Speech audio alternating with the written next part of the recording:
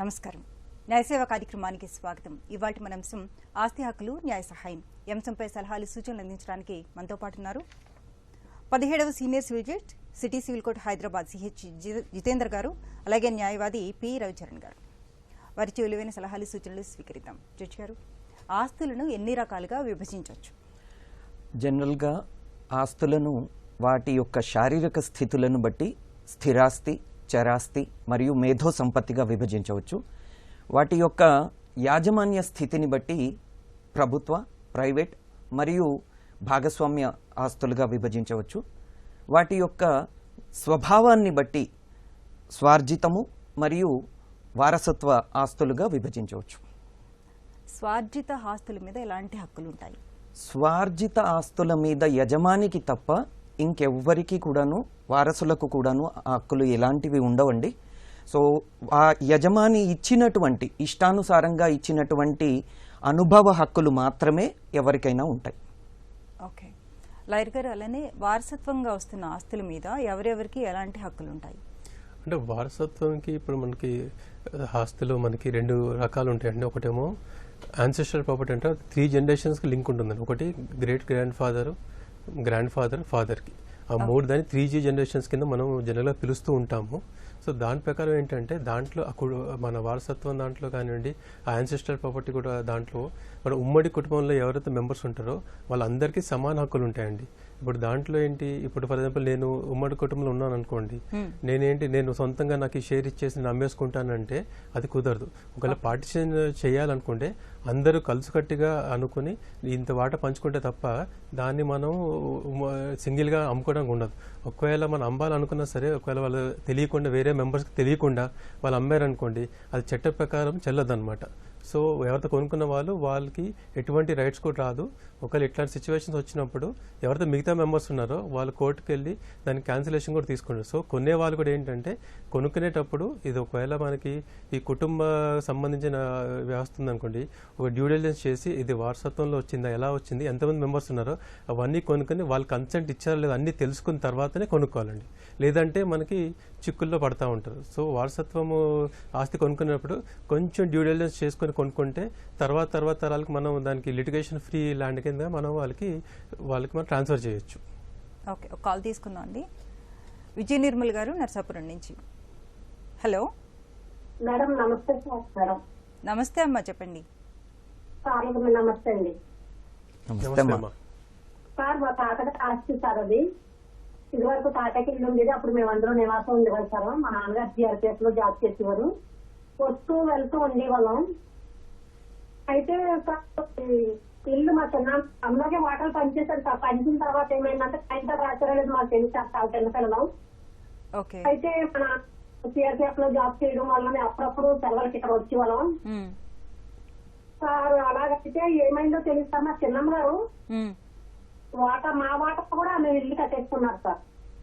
Okay, మీ తాతగారికి చెప్పండి. వాళ్ళు అలా ఉంటే వచ్చేటప్పుడు మాకు ఇల్లు లేదు, రిజైన్ చేసేసారండి. రిజైన్ చేసేటప్పటికి నాకు 10వ సంవత్సరం అండి. మేము ఇంటికి వచ్చేసాము కాకినాడ. ఓకే, వచ్చేసిన తర్వాత మా నాన్నగారికి గవర్నమెంట్ తో ఏమని చెప్పిందంటే, సెంట్రల్ గవర్నమెంట్ వారు ఎక్కడైనా స్థలం ఉంటే కట్టుకోవచ్చు అని ఒక పేపర్ ఇచ్చారండి. ఆ పేపర్ ప్రకారంగా అక్కడ గ్రామ కంట భూమి ఉంటే మా ఇంటి దగ్గరేనండి, మా తాతగారు వాళ్ళ ఆస్తి దగ్గరే అక్కడ ఖాళీ స్థలం ఉంటే మా నాన్నతో ఇంటి పక్కన కట్టుకున్నామండి. అటకీలు కట్టారండి. అంతే సార్, అది తర్వాత మళ్ళీ ఏం జరిగిందో తెలీదు. మాకు ఆటా ఇవ్వలేదు, ఏమి ఇవ్వలేదు. మా నాన్నగారు ఏమైందో అంటే తెలియదు సార్. మా నాన్నగారు ఆ ఇంట్లోనే చనిపోయారండి. అప్పుడు మేము బాడీ తీసుకొచ్చి బయట వేసి మాకు కూడా చెప్పలేదండి ఇలాగా బాగోలేదని. మరి ఆ ఇంట్లో ఎందుకు చనిపోయారు, మరి ఆయన్ని తీసుకొచ్చి మళ్ళీ అక్కడ ఎందుకు పడుకోబెట్టారు మాకు తెలియదని చిన్నవాళ్ళం ఇంకాను. అప్పటి నుండి దానికోసం మేము ఒకసారి ఇల్లు అమ్మేస్తామని చెప్తే దాని మీద మా హక్కు ఉంది, మీరు అమ్మడానికి వీల్లేదని నేను ఒక నోటీస్ ఇచ్చాను సార్. అప్పుడు కూడా ఇంకా చిన్నదాన్ని. కానీ ఇప్పటి వరకు ఆ ఆస్తి మీద ఎటువంటి మాకు హక్కు లేకుండా పోయిందండి. వాళ్ళిద్దరూ అంటున్నారు, అలా అక్క తమ్ముడు కూడాను. మా చిన్నాన్నగారు మా చిన్నమ్మగారు కూడా కారం చేసేసారండి. మా ఆస్తి మాకేమైనా వస్తుందో, మేము ముగ్గురు వండి పిల్లలు మా నాన్నగారికి. దాని నిమిత్తం అడుగుదామని చేశాను సార్ గారికి. జడ్జి గారు, అమ్మ, ఒక్క విషయం చెప్పండి, మీ తాతగారి దగ్గర నుంచి మీ చిన్నాన్న గారి పేరు మీద ఉందా లేకపోతే ఎవరి పేరు మీద ఉంది? ఇప్పుడు ఆస్తి అదైతే మాకు తెలియలేదు సార్. నేను నక్కలు తీద్దామని సీఏ కూడా వేస్తే అది ఉంటే డాక్యుమెంట్ నెంబర్ ఉంటే కానీ ఎవరన్నారు సార్. అమ్మా ఎప్పుడైనా గుర్తుపెట్టుకోండి, మనకి ఆస్తి ఎవరి పేరు మీద ఉంది అనే దాన్ని బట్టే మనకు ఆస్తి హక్కుల గురించి మనము సలహాలు ఇవ్వగలుగుతాము. కాబట్టి ఇప్పుడు మీ తాతగారి పేరు మీద గనక ఉన్నట్టయితే మీకు కూడా హక్కు ఖచ్చితంగా ఉంటుంది. మీరు సివిల్ దావా వేసుకొని మీరు వాటా అడగొచ్చు. కానీ మీ తాతగారి హయాములోనే ఆయన గనక మీ చిన్నాన్న గారి పేరు మీద గనక చేసి ఉంటే మట్టకి మీకు ఆస్తి హక్కు ఎలాంటిది రాదమ్మా. కాబట్టి ఫస్ట్ మీరు చూడాల్సింది ఏంటి అంటే రెవెన్యూ అథారిటీస్ దగ్గర రికార్డులలో ఎవరి పేరు మీద ఉంది అనేది చూడాలి. ఆ తర్వాత ఆ పేపర్స్ అన్ని తీసుకొని న్యాయవాది గారి దగ్గరికి వెళ్ళినట్టయితే మీకు సరైనటువంటి సలహా ఆ కాగితాలు చూసిన తర్వాత వారు ఇవ్వగలుగుతారమ్మా. మరో కాల్ తీసుకుందాం అండి. హైదరాబాద్ నుంచి భువన గారు. హలో. హలో, నమస్తే మేడం. చెప్పండి. నేను హైదరాబాద్ నుంచి మాట్లాడుతున్నాను. ఓకే. మా మామగారు మా హస్బెండ్ పుట్టిన ఒక 5 years కల్లా పోయారు. మాకు ఈ పొలాలు కానీ ఇక్కడ హైదరాబాద్ లో ప్రాపర్టీస్ కానీ అన్నీ ఉన్నాయి. అయితే మా హస్బెండ్ కి 10 years వచ్చిన తర్వాత మా అత్తగారు మళ్ళీ మ్యారేజ్ చేసేసుకున్నారు. ఓకే. ఇప్పుడు ఆ అమ్మాయికి వాళ్ళకి ఒక కూతురు ఉన్నది. మా దాంట్లో ఆ అమ్మాయికి కూడా ఏమైనా షేర్ వెళ్తుందా? పెళ్లికి ముందు ఏమన్నా బాగా పరిష్కారాలు జరిగాయమ్మా? పెళ్లికి ముందు, రెండో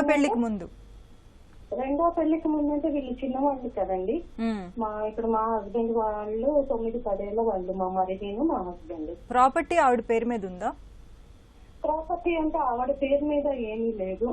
అయితే ఆల్రెడీ ఒక ప్రాపర్టీకి ఇక్కడ హైదరాబాద్ లో ఉన్న ప్రాపర్టీకి అలానే చేస్తే మేము కోర్టులో వేసాము, అది మాకే వస్తుంది అని చెప్పేసి ఇచ్చారు. ఇప్పుడు మాకు అటు ఆంధ్ర సైడ్ కూడా ప్రాపర్టీస్ ఉన్నాయి, ల్యాండ్స్ అవి. ఇప్పుడు వాటిల్లో కూడా ఆ అమ్మాయి ఏమంటుందంటే నాకు కూడా హక్కు ఉందని అంటుంది. ఆ అమ్మాయికి ఏమన్నా ఉంటుందా?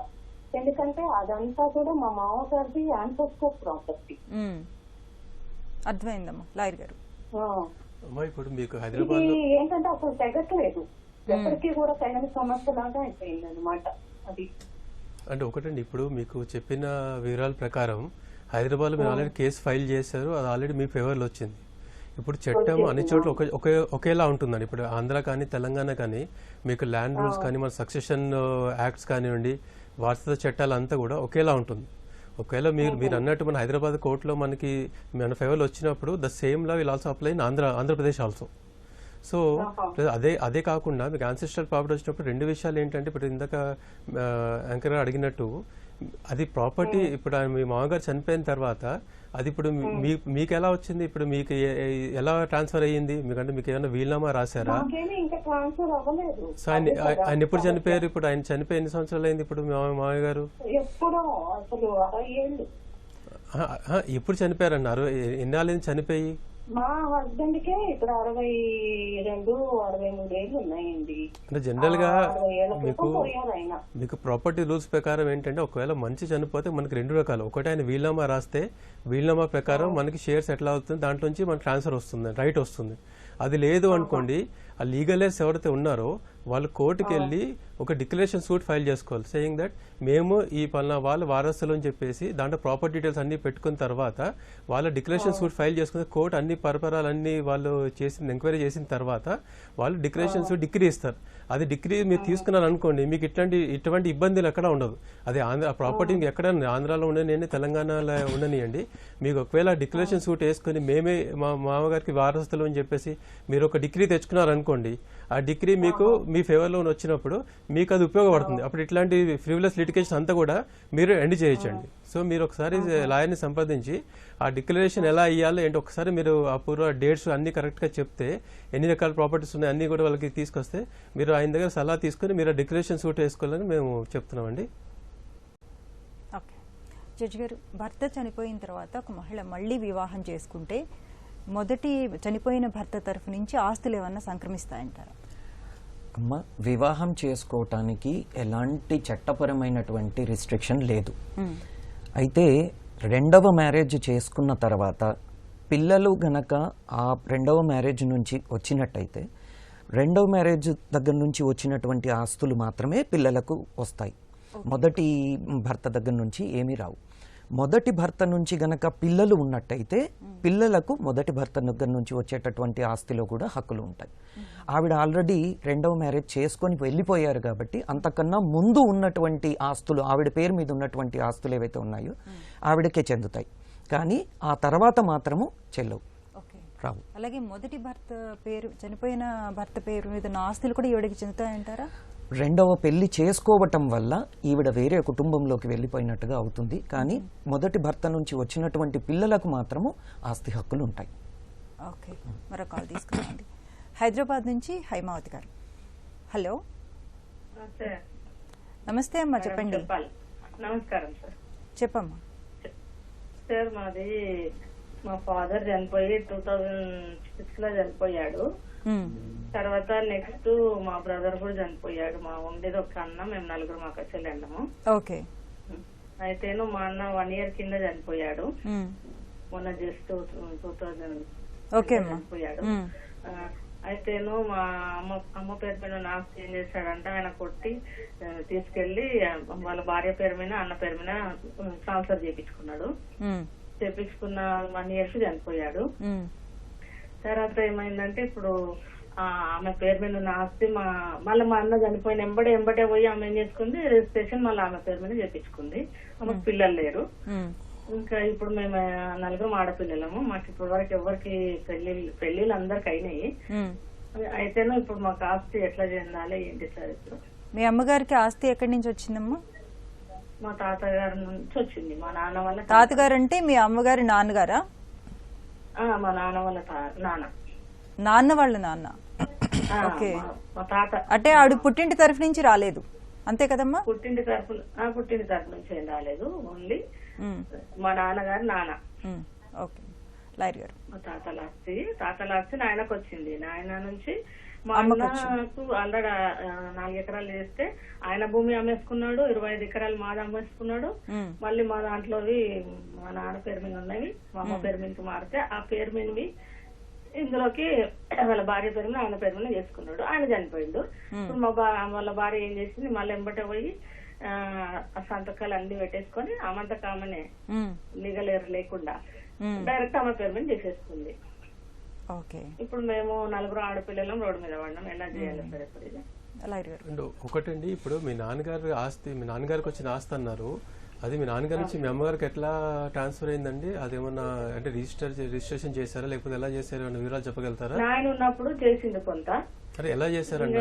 వీళ్ళ అంటే గిఫ్ట్ డీడ్ ఇచ్చారా లేకపోతే ఎలా చేశారండి? ఎవరికి ఏం చేయలేదు, గిఫ్ట్ డీడ్ చేయలేదు, వీళ్ళమ్మ రాయలేదు, ఏం చేయలేదు. డైరెక్ట్ మా నాన్న చనిపోయినప్పుడు మా అమ్మ పేరు మీద అయింది. అంటే ఇది అగ్రికల్చర్ ల్యాండ్ లేకపోతే నాన్ అగ్రికల్చర్ ల్యాండ్ అనేది?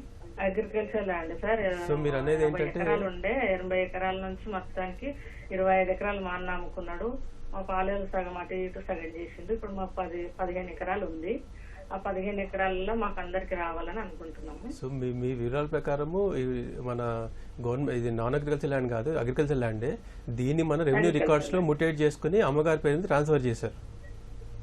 అక్కడ నుంచి మీ అన్నగారు దౌర్జన్యంగా ఆయన పేరు మీద రిజిస్టర్ చేసుకున్న తర్వాత వాళ్ళ వైఫ్ రిజిస్టర్ చేయించారు. దాని తర్వాత ఆ వైఫ్ కూడా సబ్సిక్వెంట్ వాళ్ళ నాన్నగారి పేరు మీద రిజిస్టర్ చేశారు. సో మీకు ముఖ్యంగా మీరు చేయాల్సింది ఇప్పుడు పని ఏంటంటే, మీరు ఒక్కసారి అంటే మీకు హక్కు అయితే డెఫినెట్గా ఉంటుందండి. మీరు ఏం చేయాలంటే మీరు ఒక నోటీస్ పంపించేసి ఫస్ట్ మీ ఎవరైతే మీ అన్నగారు వైఫ్ ఉన్నారో వాళ్ళకి కానీ వాళ్ళ తాతగారి వాళ్ళ మామగారు నాన్నగారికి ట్రాన్స్ఫర్ చేసేసండి. వాళ్ళందరికీ లీగల్ నోటీస్ పంపించిన తర్వాత మీరు suit for cancellation of sale deeds అని ఒకటి సూట్ సివిల్ కోర్టు ఫైల్ చేసుకోవాలండి. దాని ప్రకారం ఏమవుతుందంటే వాళ్ళన్ని పరిపాలన చేసుకున్న తర్వాత ఒక్కసారి అది డిగ్రీ క్యాన్సిల్, మన సేల్ డీడ్ క్యాన్సిల్ చేశారనుకోండి, మీకు వాళ్ళకి ఇంకా ఎటువంటి హక్కు ఉండదు. దాని తర్వాత మీరు పార్టిషన్ చేసుకోవాల్సి వస్తుంది. మీ నలుగురు అన్నతమ్ములు అక్క చెల్లెలు ఉన్నారనుకోండి, మీ పిల్లలందరూ ఉమ్మడి ఆస్తి కింద వస్తుంది కనుక మీరు ఒకసారి suit for cancellation deed file చేసిన తర్వాత అదొక డిగ్రీ వచ్చిన తర్వాత మీరు పార్టిషన్ సూట్ అని వేసుకోవాలి, లేదంటే పార్టిషన్ డీడ్ అని ఉంటుందండి. అది ఎగ్జిక్యూట్ చేసుకుని దాన్ని సబ్ రిజిస్టర్ అది రిజిస్టర్ చేసుకుంటే మీకు సమస్యకి పరిష్కారం ఉంటుంది. కానీ ముందడుగు మాత్రం మీరు లీగల్ నోటీస్ పంపించండి. లీగల్ నోటీస్ తర్వాత ఒక suit for cancellation of sale deed అని ఫైల్ చేయండి సివిల్ కోర్టులో. అమ్మిన ఆస్తి మీద కూడా వేయచ్చు అంటారా అండి? అమ్మిన ఆస్తి వేయచ్చండి. అది కానీ ఇప్పుడు వీళ్ళు చెప్పారు చూడండి, రెండు పదాలు, ఒకటేమో వీళ్ళు వదిన గారి మీద వెళ్ళింది, వదిన గారి తర్వాత వీళ్ళ నాన్నగారి. సో రెండు రకాల దాని మీద కూడా మనం దావా ఫైల్ చేయొచ్చు. రెండు అమ్మిన ఆస్తి మీద కూడా suit for cancellation deed file చేసుకోవచ్చు అండి. అయితే లిమిటేషన్ ఉంటుంది అంటే ఎప్పుడు వీళ్ళు ఫైల్ చేస్తారు, వీళ్ళకి నాలెడ్జ్ ఎప్పుడు వచ్చిందో అవన్నీ కూడా ఒకసారి మన లాయర్తో డిస్కస్ చేసుకుని వాళ్ళు ఫైల్ చేస్తే మంచిదండి. లిమిటేషన్ జనరల్ గా ఎంత ఉంటుందండి? జనరల్ గా మనకు తెలిసినప్పుడు 3 years ఉంటుందండి. సో ఏ రైట్ అయినా, ఎందుకంటే ప్రతి రైట్ కి ఒక కాలం ఉంటుంది, ఆ కాలం లోపల మనము దాన్ని ఎక్సర్సైజ్ చేసుకోవాలన్నమాట. ఎందుకంటే limitation 3 years period limitation act ప్రకారం ప్రిస్క్రైబ్ చేస్తుందండి. నేను కొంచెం యాడ్ చేస్తాను. ఇప్పుడు సార్ చెప్పినట్టుగా క్యాన్సిలేషన్ డీడ్ వేసుకొని తర్వాత పార్టీషన్ మనం రైట్స్ చేసుకోవచ్చు అని అన్నారు. అయితే దానికి మనం పార్టీషన్ సూట్ కూడా డైరెక్ట్ గా వేసుకోవచ్చు. వేసుకుంటూ మనం క్యాన్సిలేషన్ ఆఫ్ డీడ్ అడగచ్చు డైరెక్ట్ గా. సో పార్టీషన్ దావానే మనం వేసుకోవచ్చు. దానికి సార్ చెప్పినట్టుగా క్యాన్సిలేషన్ ఆఫ్ సేల్ డీడ్ వేసుకుంటే 3 years లిమిటేషన్ ఉంటుంది. బట్ ఎప్పుడైతే ఇది జాయింట్ ఫ్యామిలీ ప్రాపర్టీ గనక అయినట్టయితే ఈ నేచర్ గనక మనం చూడాలి అంటే సార్ చెప్పినట్టు ఒక న్యాయవాదిని సంప్రదించడం మంచిది. సో ఒకవేళ అది జాయింట్ ఫ్యామిలీ ప్రాపర్టీ కనుక అయినట్టయితే 12 సంవత్సరాల వరకు పార్టీషన్ దావా వేసుకోవచ్చమ్మా. ఓకే జడ్జి గారు, అలానే పుట్టింటి తరఫు నుంచి ఒక స్త్రీకి ఆస్తి కానివ్వండి, ఏదో ఎలాంటి స్థిర చరాస్తులు ఏమన్నా వచ్చినప్పుడు ఆవిడ చనిపోయిన తర్వాత ఎవరు వారసులు ఉంటారు? పుట్టింటి వైపు నుంచి వచ్చినది ఎప్పుడు కూడాను మనము స్త్రీధనంగా భావిస్తామమ్మా. స్త్రీధనము అనేది స్త్రీకి అబ్సల్యూట్ ప్రాపర్టీ కింద లెక్క. కాబట్టి స్త్రీ బతికి ఉన్నంత వరకు ఎవ్వరికి కూడాను ఆస్తి హక్కులు ఉండవు. ఆవిడ చనిపోయిన తర్వాత మాత్రము ఆవిడ యొక్క వారసులు ఎవరైతే ఉంటారో వారసులకు ఖచ్చితంగా హక్కులు ఉంటాయి. మొదట భర్త, పిల్లలు, తల్లిదండ్రుల వైపు నుంచి అంటే పుట్టింటి వైపు నుంచి వచ్చింది కాబట్టి పుట్టింటి వైపు వాళ్లకు అంటే వీళ్ళు లేనప్పుడు, భర్త పిల్లలు లేనప్పుడు తల్లిదండ్రులు ఏమంటారు పుట్టింటి వైపు తల్లిదండ్రుల వైపుకు వెళ్తారు. తల్లిదండ్రులు ఒకవేళ అన్నదమ్ములు ఉంటే గనక వాళ్ళకి కూడా వెళ్తుందంటారా? తల్లిదండ్రులు మొదట అంటే దానికి ఒక సీక్వెన్స్ ఆఫ్ హెయిర్స్ ఉన్నారు. ఏ హెయిర్ ఎక్స్క్లూడ్ అయిపోతే నెక్స్ట్ హెయిర్ వస్తుంది. సో మొదట హెయిర్స్ ఎవరైతే ఉన్నారో భర్త, పిల్లలు. ఆ భర్త పిల్లలు లేనప్పుడు మాత్రమే తల్లిదండ్రుల వైపు పుట్టింటికి. పాయింట్ దీంట్లో కూడా 2 రకాలుగా ట్రాన్స్ఫర్ చేయొచ్చండి. ఇప్పుడు స్త్రీధనం అంటే సెల్ఫ్ ఎక్వైర్డ్ ప్రాపర్టీ కింద ట్రీట్ చేసుకోవాలి. ఒకటి ఆమె బ్రతుకున్నప్పుడు కావాలంటే వీలునామా రాసుకుంటూ ఎవరికైనా ఇవ్వచ్చు. సో ఎటువంటి రెస్ట్రిక్షన్స్ లేదు. ఒకవేళ ఆమె వీలునామా రాయకుండా చనిపోయారనుకోండి, అప్పుడు మళ్ళీ మనకి ఈ సక్సెషన్స్, లీగల్ హెడ్స్, ఇవన్నీ ఇష్యూస్ అన్ని మళ్ళీ ముత్తరకు వస్తాయి అన్నమాట. సో అందుకే ఈ వేదిక వల్ల చెప్పేది ఏంటంటే అందరికి కూడా ఒకవేళ మీరు వీలునామా రాయకపోతే డెఫినెట్ గా వీలునామా రాసుకోండి. ఎందుకంటే చాలా వరకు ఫ్యూచర్ డిస్ప్యూట్స్ వీలునామా రాసుకుంటే కనుక అవన్నీ తగ్గుతూ ఉంటాయండి. చాలా మందికి మనకు అపోహ ఏంటంటే వీలునామా రాస్తే మనం చనిపోతాము, లేదా చనిపోయాం, మన ఇప్పుడు ఎందుకు అవసరం ఏంటి, ఇప్పుడు 21 years వచ్చి వాళ్ళకి ఆస్తి ఉంది అనుకోండి, ఆ 30 years 40 50 ఎంతైనా కానీ ఏజ్ మనకు మేజర్ అయిన తర్వాత ఒకవేళ వాళ్ళకి ఆస్తి ఉంది అనుకోండి, వాళ్ళు ఇర్రెస్పెక్ట్ ఆఫ్ ఎనీ ఏజ్, ఆ ఏ టైం ఫ్రేమ్ ఏజ్ ఫ్రేమ్ అయినా సరే వాళ్ళు వీలునామా రాసుకుంటే బెటర్. ఎందుకంటే లేకపోతే ఇట్లా చాలా ఫ్యూచర్ డిస్ప్యూట్స్ అవాయిడ్ చేయడానికి ఇది ఒక మంచి మార్గం అండి. చాలా మంది ఎక్సర్సైజ్ చేయరు. ఈవెన్ మన ఇళ్లలో కూడా తీసుకుంటే వీలునామా రాయాలంటే వాళ్ళు 2 సార్లు ఆలోచిస్తారు, ఎందుకు రాయమంటున్నారు అంటే నేను ఎప్పుడు చనిపోతానా అని అపోహ ఉంటుంది తప్ప.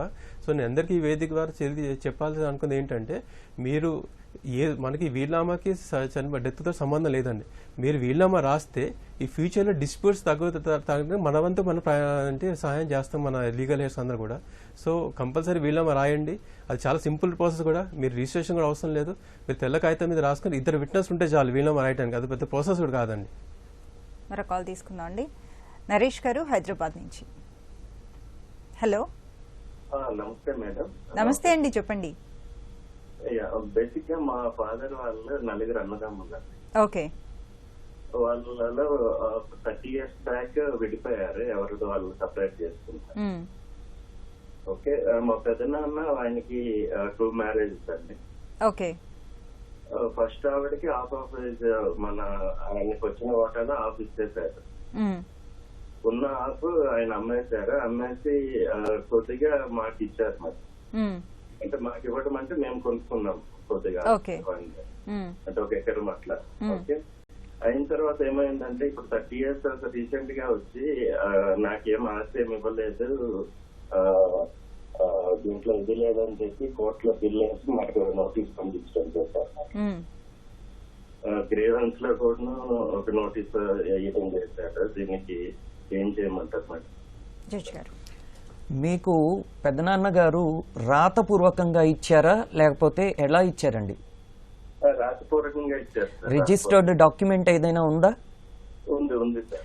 రిజిస్టర్డ్ డాక్యుమెంట్ పెద్దనాన్న గారు పంపకాలు జరిగిపోయిన తర్వాత ఆయన స్వతహాగా ఇచ్చినప్పుడు వాళ్లకు ఇప్పుడు క్వశ్చన్ చేయడానికి ఎలాంటి హక్కులు ఉండవండి. కాబట్టి మీ దగ్గర ఉన్నటువంటి కాగితాలను ఒక్కసారి న్యాయవాది దగ్గరికి గనక తీసుకెళ్ళినట్టయితే వాటి యొక్క విలువ అంటే ఎవిడెన్షియరీ వాల్యూను చూసి మీకు ప్రాపర్గా సజెస్ట్ చేయగలుగుతారు. ఆల్రెడీ పిల్ అంటున్నారు, పబ్లిక్ ఇంట్రెస్ట్ లిటిగేషన్ వేయటానికైతే ప్రైవేట్ ఆస్తుల మీద లేదండి. మరి మీ మీద మీకు వచ్చినటువంటి నోటీస్ ఏదైతే ఉందో అది ఒక్కసారి మీరు న్యాయవాదికి చూపించినట్టయితే కరెక్ట్గా మీకు సజెషన్ ఇవ్వగలుగుతారు. మరో కాల్ తీసుకుందాం అండి. ప్రభా గారు రావులపాలెం నుంచి. హలో, నమస్తే అమ్మా, చెప్పండి. నమస్తే మేడం. సార్ నమస్తే అండి. సమస్య ఏంటో అండి. ఓకే అమ్మా. మాది గారు గవర్నమెంట్ టీచర్ కింద ఉండేవారు. ఆయన ఒక 6 ఎకరాల పొలం సొంతంగా సంపాదించుకున్నారండి. ఓకే. ముగ్గురు ఆడపడుచులకి పెళ్లి టైంలో 3 ఎకరాలు ఎకరం ఇచ్చేసారండి వాళ్ళకి. నెక్స్ట్ పొలం కూడా ఆ స్కోర్ ఇచ్చారండి. మిగిలిన 3 ఎకరాలు ఉంటే మా ఇంటి ఉంచేసారండి. అయితే మావి గారికి వీళ్ళమ్మ రాయలేదండి. ఆ తెలిసిన వాళ్ళ ద్వారా ఒక దగ్గర అయితే తెల్ల పేపర్ మీద మిగిలిన ఆస్తి నా కొడుకు చిన్న పేపర్ మీద రాశారండి. ఓకే. అది మా ఆడపడుచుని తెలియదండి ఆ విషయం. ఆయన హార్ట్ అటాక్ చనిపోయారండి. ఓకే. అయితే మా ఆడపడుచులు ఏమంటారంటే ఈ ఆస్తి మీద కూడా మాకు వాటా వస్తుందని వాటా వస్తున్నారండి వాళ్ళు. అయితే ఆ మధ్యరకం ఉన్న వాళ్ళు ఏమన్నారంటే మీకు మామీ గారు మాకు వీళ్ళమ్మ రాశారు, పేపర్ ఉంది మా దగ్గర, వైట్ పేపర్ మీద రాశారంటే చెప్పారండి. అదే మా ఆడపడుచుకేమో ఆ విషయం తెలియదండి. వాళ్ళు ఏం చేస్తున్నారంటే మా మీదకి గొడవకు వస్తున్నారు. ఆ ఆస్తి 4 అర్థమైందమ్మా, జడ్జి గారు చెప్తున్నారు, వినండి. అమ్మా, మీరు ఏదైతే తెల్ల కాగితం మీద రాశారని అంటున్నారో తెల్ల కాగితం మీద వీలునామా రాసుకోవటానికి చట్టం అనుమతిస్తుందమ్మా. కాకపోతే 2 విట్నెస్లు ఉండాలి. ఆ కాగితం మీద 2 విట్నెస్లు ఉన్నారా లేరా ఒకసారి చూసుకోండి. 2 విట్నెస్లు ఉంటే మీకు ఆ వీలునామా చెల్లుతుంది. మీరు అది కోర్టులో మీరు రుజువు చేసుకోవచ్చు. కాబట్టి ఎప్పుడైతే వీలునామా ద్వారా మీకు వస్తుందో మీ ఆడపడుచులకు హక్కులు ఉండవు. కాకపోతే ఏంటంటే వాళ్ళు ఛాలెంజ్ చేయటానికి, దాన్ని క్వశ్చన్ చేయటానికి మాత్రం అవకాశం ఉంది. కాబట్టి మీరు ఒకసారి న్యాయవాది సలహా, ఆ కాగితం చూపించి ఆ కాగితం మీద న్యాయవాది సలహా తీసుకోవటం మంచిదమ్మా. పెళ్లి టైంలో వాళ్ళకి ఒక్కొక్కరికి ఒక్కొక్క ఎకరం ఇచ్చారు కదండి. ఇప్పుడు 6 ఎకరాల మీద కేసు వేయచ్చు అంటారా? పెళ్లి టైంలో ఇచ్చేటటువంటి కానుకలను మనము వాటా కింద కన్సిడర్ చేయటానికి లేదమ్మా. అన్లెస్ అండ్ అంటిల్ ఇచ్చేటప్పుడు అది వారి వాటా కింద ఇస్తున్నట్టుగా మనకు స్పెసిఫై చేస్తే తప్ప కానుకలను మనము వాటా కింద కన్సిడర్ చేయలేము చట్టపరంగా. అది వాటా అని రాస్తే మాత్రం వాటా కింద ఇచ్చినట్టయితే మాత్రము స్పెసిఫిక్ గా చెప్పాలి. అది ఓకే. అలాగే వారసత్వపు ఆస్తుల మీద ఎవరెవరికి ఎలాంటి హక్కులు ఉంటాయండి? అమ్మ, వారసత్వము అని అంటే మనము 2 రకాలుగా, ఇంతకుముందు సంక్రమణ స్థితిని బట్టి మనము ఆస్తులను 2 రకాలుగా చెప్పాము. ఒకటి స్వార్జిత ఆస్తి, రెండవది వారసత్వ ఆస్తి. యజమాని అంటే తండ్రికి వారి పూర్వీకుల నుంచి గనక వచ్చినట్టయితే మనకు హిందూ సక్సెషన్ యాక్ట్ ప్రకారము 2 దారులు అంటే ఒకటి కోపార్సనరీ ప్రాపర్టీ కింద ఉంటుంది. కోపార్సనరీ ప్రాపర్టీలో అందరికీ కూడా ఎవరెవరైతే కోపార్సనర్స్ ఉంటారో అందరికీ కూడాను హక్కులు ఉంటాయి. బట్ తండ్రి స్వార్జితము గనక అయినట్టయితే తండ్రికి మాత్రమే హక్కులు ఉంటాయి ఆయన బతికున్నంత వరకు. ఆయన చనిపోయిన తర్వాత ఇంటర్స్టేట్ సక్సెషన్ అంటే ఆయన వీలునామా గనక రాయకపోయినట్టయితే మనకు సెక్షన్ 8 కింద భార్య, తల్లిదండ్రులు మరియు పిల్లలు, భార్య, తల్లిదండ్రులు, పిల్లలు గనక తండ్రి కన్నా ముందే చనిపోయినప్పుడు వారికి భార్య, పిల్లలు గనక ఉన్నట్టయితే అంటే మనమలు మనవరాళ్ళు గనక ఉన్నట్టయితే వారు కూడా అందరు కూడాను సమాన హక్కులుగా ఉంటాయి. ఓకే, ఒక కాల్ తీసుకుందాం అండి. నగరి నుంచి శివరాజ్ గారు. హలో కాల్ కట్ అయిందండి. ఇక్కడ మనము ఇందాకటి నుంచి ఆస్తి హక్కుల గురించి మాట్లాడుకుంటున్నాం కదా, మనం ఒక విషయం గమనించుకోవాలి. ఎప్పుడైనా ఆస్తి హక్కులు అనేది మనకు మన మత సంప్రదాయాలను బట్టి మాత్రమే ఉంటాయి. ఇప్పటిదాకా మనం ఏదైతే డిస్కస్ చేస్తున్నామో ఇదంతా కూడాను హిందూ సంప్రదాయాలకు మాత్రమే అప్లికేబుల్. ఎందుకంటే మిగతా రెండు ముస్లిం సంప్రదాయం కావచ్చు, క్రిస్టియన్ సంప్రదాయం కావచ్చు, ఈ రెండిటిలలో కూడాను ఈ వారసత్వ సంపద అనే కాన్సెప్ట్ లేదు, యాన్సెస్ట్రల్ ప్రాపర్టీ అనే కాన్సెప్ట్ లేదు. ఎవరి పేరు మీద ఉంటే వారే పూర్తి యజమానుల కింద లెక్క. కాబట్టి ఎప్పుడైనా మనము ముస్లిం ప్రాపర్టీ, క్రిస్టియన్ ప్రాపర్టీ అన్నప్పుడు వారి యొక్క మత సాంప్రదాయాల ప్రకారం మనం ఆలోచించాలి. మీరు ఇప్పుడు ఏదైతే వారసత్వ సంపద అని మనం అడుగుతా ఉన్నామో ఓన్లీ హిందువులకు మాత్రమే అప్లికబుల్. హిందువులు అని అంటే మనకి హిందూ సక్సెషన్ యాక్ట్ ప్రకారం సిక్కులు, బౌద్ధులు, జైనులు వీళ్ళంతా కూడాను మన యాక్ట్ ప్రకారమే పరిగణనలోకి తీసుకోబడతారు.